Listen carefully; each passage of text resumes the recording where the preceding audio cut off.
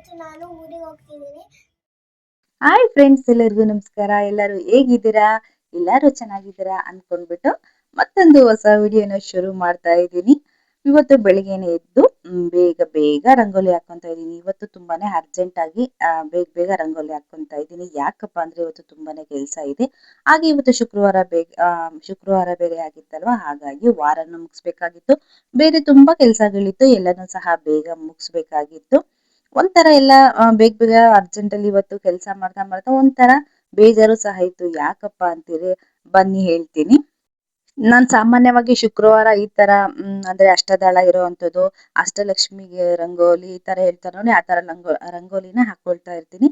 ಇವತ್ತು ಸಹ ಯಾವುದೇ ಚುಕ್ಕಿಗಳನ್ನ ಇಡ್ಲಿಲ್ಲ. ಈ ರೀತಿ ಫಸ್ಟ್ ಈಗ 4 ಗೆರೆ ಹಾಕೋಬೇಕು, ಮತ್ತೆ ಅದರ ಆಪೋಸಿಟ್ 4 ಗೆರೆ ಹಾಕೊಂಡ್ಬಿಟ್ಟು ಈ ತರ ಹಾಕೊಂಡ್ಬಿಟ್ಟು, ಇನ್ನು ಸ್ವಲ್ಪ ನಮ್ಗೆ ಎಕ್ಸ್ಟ್ರಾ ಡಿಸೈನ್ ಬೇಕು ಅಂದ್ರೆ ಸುತ್ತಲೂ ಈ ರೀತಿ ದೀಪಗಳನ್ನಾದ್ರೂ ಬಿಡಿಸ್ಕೋಬಹುದು ಅಥವಾ ಲೀಫ್ ಬಿಡಿಸ್ಕೋಬಹುದು. ಇದನ್ನ ಇಷ್ಟೇ ಅಲ್ಲ, ಇನ್ನು ತುಂಬಾ ದೊಡ್ಡದಾಗಿ ರಂಗೋಲಿನ ಮಾಡ್ಕೋಬಹುದು. ನಾನ್ ಇವತ್ತು ಹಾಕೊಂಡಿದ್ದಂಥದ್ದು ಇಷ್ಟು, ಅಂದ್ರೆ ಇದನ್ನು ಸಹ ದೊಡ್ಡದಾಗಿ ಇತ್ತು ಇವತ್ತು ಹಾಕಿದ ರಂಗೋಲಿ. ರಂಗೋಲಿ ಅಂತೂ ನೋಡೋದಕ್ಕೆ ತುಂಬಾನೇ ಚೆನ್ನಾಗಿ ಕಾಣ್ತಾ ಇತ್ತು. ಎರಡೆಳೆ ರಂಗೋಲಿ ಹಾಕೊಂಡಿರೋದು ನಾನು ಇವತ್ತು. ಸ್ವಲ್ಪ ಬೇಗ ಅರ್ಜೆಂಟ್ ಅಲ್ಲಿ ಹಾಕೊಂತ ಇದ್ನಲ್ವಾ, ಹಂಗಾಗಿ ಒಂದೊಂದು ಗೆರೆಗಳು ಮಿಸ್ ಆಗ್ತಾ ಇತ್ತು. ಮತ್ತದನ್ನ ಮತ್ತೆ ಹಾಕಿದ್ದೀನಿ ಅದನ್ನು ಸಹ. ಈ ತರ ಎರಡೆಳೆ ರಂಗೋಲಿ ಹಾಕಿದ್ರಂತೂ ತುಂಬಾನೇ ಚೆನ್ನಾಗಿ ಕಾಣ್ತಾ ಇರೋದಕ್ಕೆ ಹಾಕಿದ್ರೆ ನೋಡೋದಕ್ಕೆ ತುಂಬಾನೇ ಚೆನ್ನಾಗಿ ಕಾಣುತ್ತೆ. ಹಾಗೆ ಒಂದ್ ಕೈಯಲ್ಲಿ ಫೋನ್ ಹಿಡ್ಕೊಂಡು ವಿಡಿಯೋ ಮಾಡ್ತಾ ಮಾಡ್ತಾ ಒಂದ್ ಕಡೆ ಒಂದು ದೀಪನೇ ಹಾಕದೆ ಮಿಸ್ ಮಾಡ್ಕೊಂಡ್ಬಿಟ್ಟಿದ್ದೆ. ಮತ್ತು ಸಹ ಅದನ್ನ ನೋಡಿ ಅದನ್ನು ಹಾಕ್ಬಿಟ್ಟು ರಂಗೋಲಿ ಎಲ್ಲ ಕಂಪ್ಲೀಟ್ ಆಗಿ ಮುಗಿಸ್ಬಿಟ್ಟು ಹಾಗೆ ಮೇಲೆ ಹೋಗ್ಬಿಟ್ಟು ಹೂವು ಕಿತ್ಕೊಂಡ್ ಬಂದೆ. ಹೂವು ಮತ್ತೆ ಸೊಪ್ಪು ಬೆಳೆದಿತ್ತಲ್ವಾ, ಸ್ವಲ್ಪ ಸೊಪ್ಪನ್ನು ಸಹ ಹಾಗೆ ಕಿತ್ಕೊಂಡ್ ಬಂದ್ಬಿಟ್ಟೆ. ಸ್ವಲ್ಪ ಕೆಲಸ ಜಾಸ್ತಿ ಇದ್ದಿದ್ರಿಂದ ಮತ್ತೆ ಮೇಲೆ ಹೋಗಿ ಕೀಳಕ್ಕಾಗಲ್ಲ. ಆಮೇಲೆ ಬಿಸಿಲು ಸಹ ನೋಡಿ ಇಷ್ಟೊತ್ತಿಗೆ ಎಷ್ಟು ಸಿಕ್ಕಾಬಟ್ಟೆ ಇದೆ ಅಂತೇಳಿ.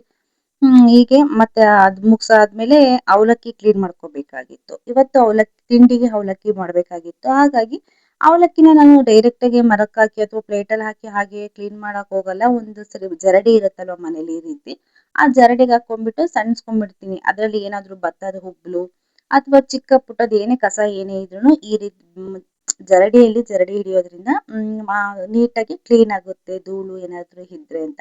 ನಿಮ್ಮ ಹತ್ರ ಈ ತರ ಜರಡಿಗಳೇನು ಇಲ್ಲ ಅಂದ್ರೆ ಆ ಸೊಪ್ಪು ಸೋರಕೋ ಬೌಲ್ ಇರುತ್ತಲ್ವಾ, ಅದ್ರಲ್ಲೂ ಸಹ ಹಾಕ್ಬಿಟ್ಟು ಕ್ಲೀನ್ ಮಾಡ್ಕೋಬಹುದು. ನೋಡಿ ಹಾಗೆ ಬಾಲ್ಕನಿಯಲ್ಲಿ ತೋರಿಸ್ತಾ ಇದೀನಿ. ಎಷ್ಟು ಬಿಸಿಲಿದೆ ಅಂದ್ರೆ ಅಷ್ಟೊಂದು ಬಿಸಿಲಿತ್ತು. ಒಂದ್ 2-3 ಸರಿ ಮಳೆ ಬಂದಿದೆ, ಆದ್ರೂ ಆ ಬಿಸಿಲು ಸಹ ನೋಡಿ ಸ್ವಲ್ಪನೂ ಕಮ್ಮಿ ಆಗಿಲ್ಲ. ಹಾಗೆ ನನ್ನನ್ನ ಕರೆದ್ರು ಅಂತೇಳಿ ನಾನು ಆ ಕಡೆ ಎದ್ದೋದೆ. ಅಷ್ಟ್ರೊಳಗ್ ನೋಡಿ ನಮ್ ಮೇಡಮ್ ಅವ್ರು ಕೇಳ್ಬೇಕಾ, ಎಲ್ಲಿ ಈ ತರ ಖಾಲಿ ಸಿಗುತ್ತೆ ಅವಳಿಗೆ ಕೆಲಸ ಮಾಡಕ್ಕೆ, ಅಲ್ಲಂತವಳು ಮಿಸ್ ಮಾಡ್ಕೊಳೋದೇ ಇಲ್ಲ. ಬಂದು ನಾನು ಒಂದ್ ಕೆಲಸ ಮಾಡ್ಬೇಕು ಅನ್ನೋ ತರ ಬಂದ್ಬಿಟ್ಟು ಮಾಡಕ್ ಶುರು ಮಾಡಿರ್ತಾಳೆ. ಇದಾದ್ಮೇಲೆ ಅವಲಕ್ಕಿ ಎಲ್ಲ ಕ್ಲೀನ್ ಮಾಡಿ ಅವಲಕ್ಕಿ ತಿಂಡಿಗೆಲ್ಲ ರೆಡಿ ಮಾಡ್ಕೊಂಡಾಯ್ತು. ಹಾಗೆ ಮತ್ತೆ ಸ್ಲ್ಯಾಬ್ ಎಲ್ಲ ಕ್ಲೀನ್ ಮಾಡ್ಕೋಬೇಕಾಗಿತ್ತು. ಮತ್ತೆ ಅದಕ್ಕಿಂತ ಮುಂಚೆ ಒಂದು 4-5 ಡಬ್ಬಿಗಳೆಲ್ಲ ಸ್ವಲ್ಪ ಮುಗ್ದೋಗಿದ್ವು. ಅದನ್ನೆಲ್ಲ ಮತ್ತೆ ಫಿಲ್ ಮಾಡ್ಕೊಂಡ್ಬಿಡೋಣ, ಮತ್ತೆ ಒಂದೇ ಸರಿ ಕ್ಲೀನ್ ಮಾಡಿದ್ರಾಯ್ತು ಸ್ಲ್ಯಾಬ್ನ ಅಂತೇಳಿ ಡಬ್ಬಿಗಳಿಗೆಲ್ಲ ಯಾವ್ಯಾವ ಡಬ್ಬಿಗಳಿಗೆ ಏನೇನ್ ಹಾಕ್ಬೇಕು ಎಲ್ಲ ಹಾಕ್ಬಿಟ್ಟು ಫಿಲ್ ಮಾಡ್ಕೊಳ್ತಾ ಇದ್ದೀನಿ.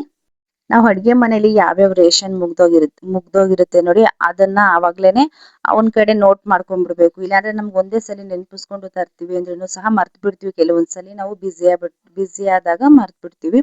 ಹಾಗೆ ಅಲ್ಲೊಂದು ಒಂದು ಬುಕ್ ಪೆನ್ ಆದ್ರೂ ಸಹ ಇಟ್ಕೊಂಡಿದ್ರೆ ನಮ್ಗೆ ಈಸಿ ಆಗುತ್ತೆ. ಯಾವ್ಯಾವ್ದು ಮಧ್ಯೆ ಮಧ್ಯೆ ಖಾಲಿ ಆಗ್ತಿರುತ್ತೆ, ಖಾಲಿ ಆದ ತಕ್ಷಣ ಅದ್ರಲ್ಲಿ ನೋಟ್ ಮಾಡಿ ಇಟ್ಕೋಬಹುದು. ಅಥವಾ ಅಡಿಗೆ ಮನೇಲಿ ಏನಾದ್ರು ತುಂಬಾ ಜಾಗ ಇದೆ ಅಂದ್ರೆ ಒಂದು ಬುಕ್ ಅನ್ನ ಅಲ್ಲೇ ಟ್ಯಾಗ್ ಮಾಡಿ ಹಾಕೋಬಹುದು. ಒಂದ್ ಪೆನ್ ಅಲ್ಲೇ ಇಟ್ಟಿದ್ರೆ ನಿಮ್ಗೆ ಈಗ ನಾಳೆ ಮಾರ್ನಿಂಗ್ ಏನಾದ್ರು ತರಬೇಕಾಗಿರುತ್ತೆ ಅಥವಾ ಇವತ್ ತರದಿರುತ್ತೆ, ಈ ತರ ಒಂದು ಎಲ್ಲ ಲೀಸ್ಟ್ ಮಾಡಿ ಇಟ್ಕೊಂಡ್ರೆ ಒಂದ್ಸಲಿ ಆಚೆ ಹೋದಾಗ ತರೋದಕ್ಕೂ ಅಥವಾ ಮನೆಯಿಂದ ಯಾರಾದ್ರೂ ಆಚೆ ಹೋಗಿ ತಂದ್ಕೊಡ್ತಾರೋ ಅಂದಾಗ ಈಸಿ ಆಗುತ್ತೆ. ನಾನು ಎಲ್ಲವನ್ನೂ ರೇಷನ್ ಅಂಗಡಿಲೇ ತಗೊಳಲ್ಲ, ಕೆಲವೊಂದು ಆನ್ಲೈನ್ ಅಲ್ಲಿ ಆರ್ಡರ್ ಮಾಡ್ಕೊಳ್ತೀನಿ, ಕೆಲವೊಂದು ಡಿಮಾರ್ಟ್, ಇನ್ನೊಂದು ಸಣ್ಣ ಸ್ವಲ್ಪ ಮತ್ತೆ ನಾರ್ಮಲ್ ಶಾಪ್ ಅಲ್ಲಿ ಬರುತ್ತಲ್ಲ ರೇಷನ್, ಅಲ್ಲಿ ತಗೊಂತೀನಿ. ಅಂದ್ರೆ ಎಲ್ಲದಕ್ಕೂ ಕಂಪೇರ್ ಮಾಡೋದು, ನಾನು ಕಂಪೇರ್ ಮಾಡ್ಬಿಟ್ಟು ನೋಡ್ತೀನಿ ಯಾವ್ದು ಎಲ್ಲಿ ಕಮ್ಮಿ ಸಿಗುತ್ತೆ ಅವಾಗ. ಮತ್ತೆ ಬ್ರಾಂಡು ಸಹ ನೋಡ್ತೀನಿ ನಾನು, ಓಕೆ ಕ್ವಾಲಿಟಿನೂ ಚೆನ್ನಾಗಿರ್ಬೇಕು ಮತ್ತೆ ಪ್ರೈಸ್ ವೈಸ್ ನಮ್ಗೆ ಎಲ್ಲಿ ಓಕೆ ಅನ್ಸುತ್ತೆ ಅಲ್ಲಿ ತಗೊಳ್ಳೋವಂಥದ್ದು. ಅಷ್ಟರೊಳಗೆ ನಮ್ಮ ಮೇಡಮ್ ಅವ್ರು ಯಾಕೋ ಮಿಸ್ಸಿಂಗ್ ಅಂತೀರಾ, ಬಂದ್ರು ನೋಡ್ರಿ, ಅಲ್ಲೇ ಕಾಣ್ತಾ ಇದೆ ಚಿಕ್ಕ ಚಿಕ್ಕ ಪುಟಾಣಿ ಕೈ. ಅವಳು ಬಂದ್ಬಿಟ್ಟು ಒಂದ್ ಡಬ್ಬಿನ ಫಿಲ್ ಮಾಡ್ಬಿಟ್ಟು ಎತ್ತಿಕ್ತಾ ಇದ್ದಾರೆ. ಹಾಗೆ ರಂಗೋಲಿ ಹಾಕ್ಬೇಕಾದ್ರೆ ಹೇಳ್ತಾ ಇದ್ದೆ ಅಲ್ವಾ ನಾನು, ಇವತ್ತು ಸ್ವಲ್ಪ ಕೆಲ್ಸನೂ ಜಾಸ್ತಿನೇ ಇದೆ, ಮತ್ತೆ ಸ್ವಲ್ಪ ಬೇಜಾರು ಇದೆ ಅಂತ ಹೇಳಿ. ಏನಕ್ಕಪ್ಪ ಬೇಜಾರ್ ಅಂತೀರಾ, ಇವತ್ತು ಜಾನ್ವಿ ಊರಿಗೆ ಹೋಗ್ತಾ ಇದ್ದಾಳೆ. ಮತ್ತೆ ಅವಳದು ಸ್ಕೂಲ್ ಶುರುವಾಗಿದೆ, ಮಂಡೆಯಿಂದ ಎಲ್ಲ ಸ್ಕೂಲ್ಗೆ ಹೋಗ್ಬೇಕು ಅವಳು, ಹಾಗಾಗಿ ಊರಿಗೆ ಹೋಗ್ತಾ ಇರೋವಂಥದ್ದು. ಹಾಗಾಗಿ ಸ್ವಲ್ಪ ಎಲ್ಲ ಕೆಲಸಗಳನ್ನ ಬೇಗ ಬೇಗ ಮುಗಿಸ್ಕೊಂಡು ಪೂಜೆ ಎಲ್ಲ ಮುಗಿಸ್ಬಿಟ್ಟು ಅವಳು ಇವಾಗ ಇನ್ನೇನು ಊರಿಗೆ ಹೋಗ್ತೀನಿ ಅಂದಾಗ ಮತ್ತೆ ಒಂದೊಂದೇ ತಿಂಡಿಗಳನ್ನ ನೆನಪಿಸ್ಕೊಂಡು ಕೇಳ್ತಾ ಇದ್ದಾಳೆ. ಅದಕ್ಕೆ ಇವತ್ತು ಎಲ್ಲ ಎಷ್ಟಾಗುತ್ತೋ ಅಷ್ಟು ಮಾಡ್ಕೊಟ್ಬಿಡ್ಬೇಕು.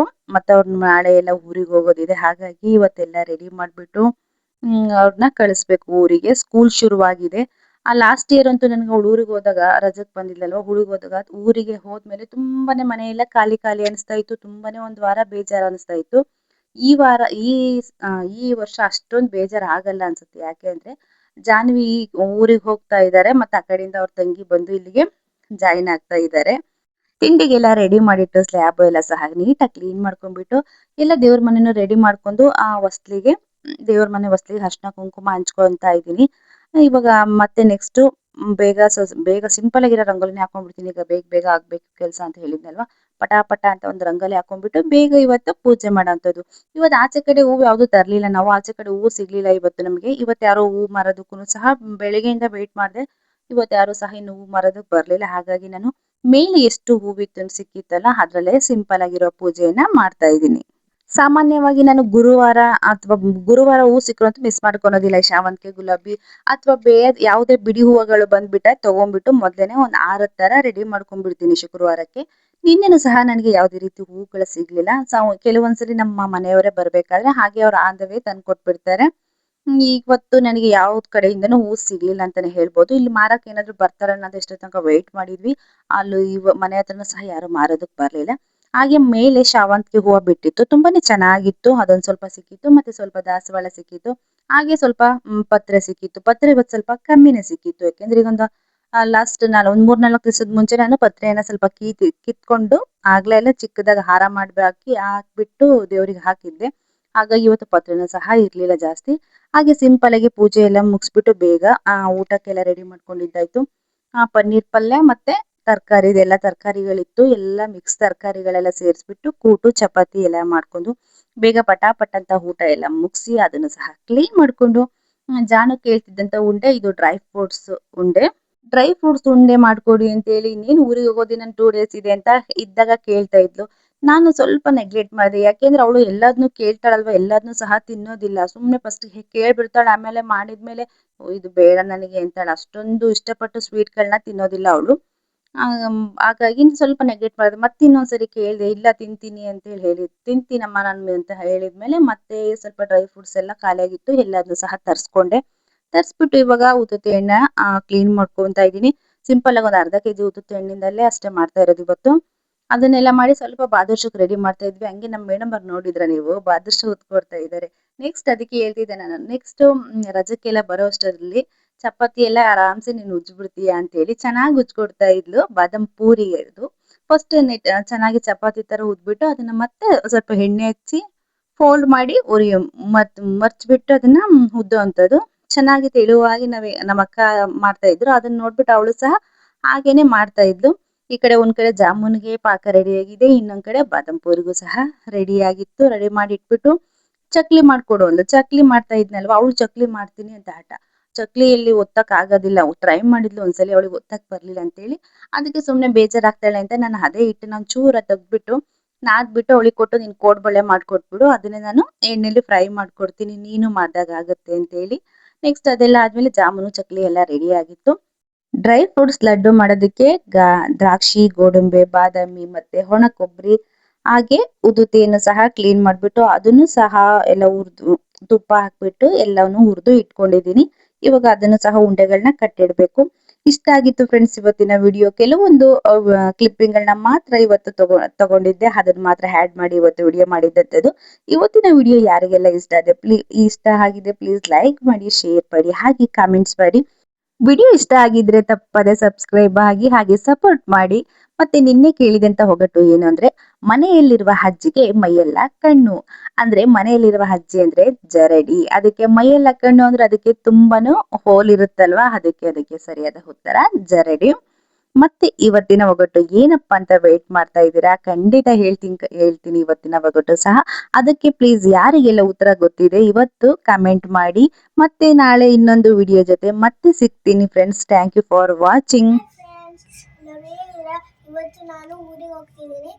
ನನ್ನ ನಮ್ಮ ವಿಡಿಯೋನ ಇನ್ನೂ ಚೆನ್ನಾಗಿ ನೋಡಿ ಇನ್ನೂ ಸಪೋರ್ಟ್ ಮಾಡಿ. ಹಸಿರು ಗಿಡದಲ್ಲಿ ಮೊಸರು ಚೆಲ್ಲಿದೆ. ಇದಕ್ಕಂತೂ ಉತ್ತರ ತುಂಬಾ ಜನಕ್ಕೆ ಗೊತ್ತಿರುತ್ತೆ. ಪ್ಲೀಸ್ ಎಲ್ಲರೂ ಕಮೆಂಟ್ ಮಾಡಿ. ಮತ್ತೊಂದು ವಿಡಿಯೋದಲ್ಲಿ ಮತ್ತೆ ಸಿಗ್ತೀನಿ. Thank you for watching.